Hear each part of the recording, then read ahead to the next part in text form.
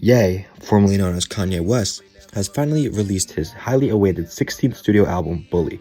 After numerous delays and setbacks, and me and many other fans just completely losing interest in the music as well as Ye as a person after months of controversy. Today, I'm going to talk briefly about Bully as a project and how I feel overall about it.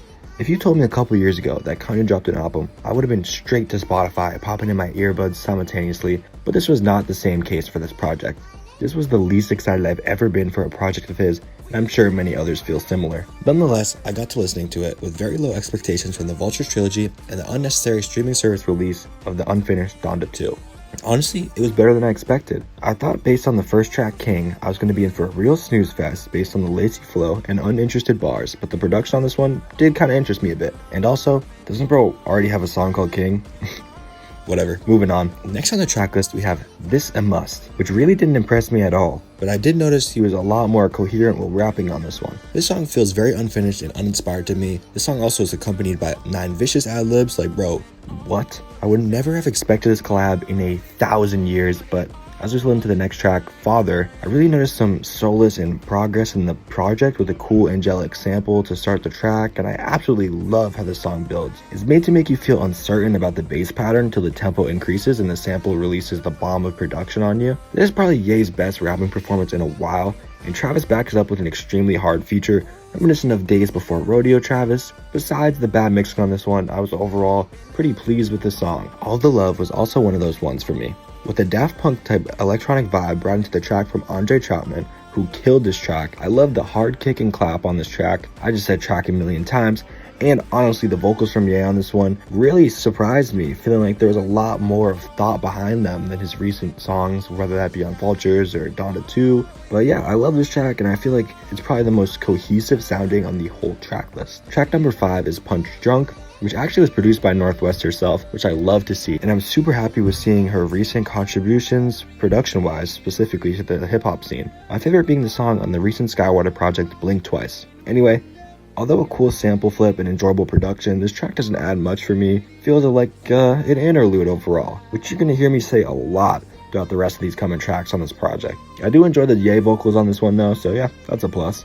Whatever Works actually is a really good Ye rapping performance, accompanied by a nice chipmunk soul beat, but again, it's very short and feels like an interlude or an unfinished thought. Mama's Favorite seems to be a lot of people's favorite and most memorable on this track list, and it has a very uplifting sample with a beautiful build-up and most definitely the best written track on this whole project. The song definitely has a lot of atmosphere and a cool build-up, with the beat coming in halfway through, accompanied again with 9 vicious ad-libs. Absolutely insane. But when I heard the vocal clip of Donda at the end, I felt as though the 9 vicious ad-libs did not fit this track at all. But I do love the inclusion of her voice rounding out the track in a powerful and beautiful way. Sisters and Brothers seems to be another fan favorite with a really hard sample chop and scratchy cool percussion beat. The writing on this one is def on the better side for what I've heard, and I really like the flow as well.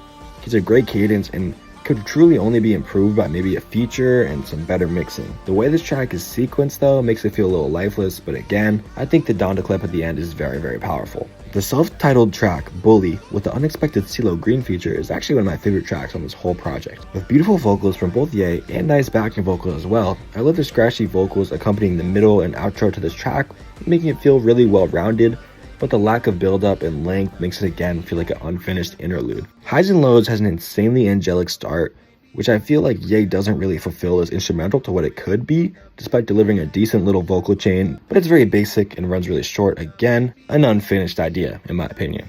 I Can't Wait has one of the better sample usages in this project, and it blends beautifully with the overall production. Overall, Ye delivers, and the center interlude that flows you back into the song is really well executed. Pretty solid performance from Ye, and a nice outro, but again, feels very, very short, and it didn't live up to what it could have been. White Lines is another Andre Troutman assisted track with cool electronic vocals from him that blend nicely with Ye's laid-back flow on this one, and it's cool. Nothing crazy, but a really cool track that could have been built into something way bigger. I do really like the outro on this one from Andre, he really cooked. Circles is one of the tracks on this album which could just go. It's a waste of space, the chorus is lifeless and bad at that, and it's a waste of a Don Toliver feature despite his verse being pretty solid. Cool, next track. Preacher Man was a priorly released praise single for Bully that has since been repaired to not include AI vocals, and the mixing on his vocals is still extremely weak, and there's a huge jump from him being very quiet to very loud halfway through the track.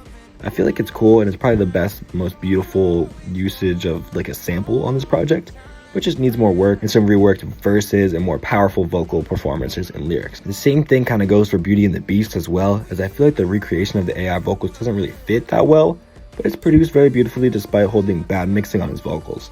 And with the 1:50 runtime, it feels really short and again an unfinished idea. Damn is another one that's kind of a throwaway for me, despite having the best vocal range from Ye on the whole entire album.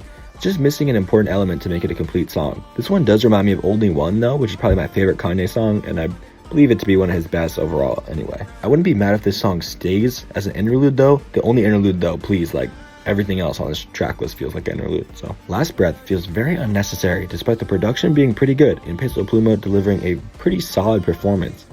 We just didn't need to hear Ye rapping in Spanish. I like the building of the track though, I guess, and you know, this one can go. Now, the outro, I can't lie, is insane. It's beautiful. The backing vocals layered over Ye's singing is actually really well executed, and his vocals and lyricism are really beautiful, and sampling his mom to build the backing vocals for the second half of the track was really cool. The rapping verse feels really authentic to him. I don't really have an issue with it at all. The last minute brings a choir that fits perfectly and builds the bass into the track really well.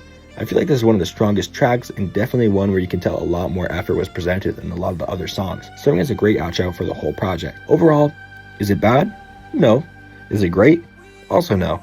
I feel as though from his last projects, this is definitely what I want to see, a step in the right direction and a movement forward. This kind of is like back into what Kanye feels like and who we remember him as when we look back at his other work. Now, I do really love the Chipmunk soul and him almost falling back into his roots with the production on this. But again, like I mentioned a bunch in the track-by-track breakdown, almost every track feels like an idea that's still brewing and just needs more cooking.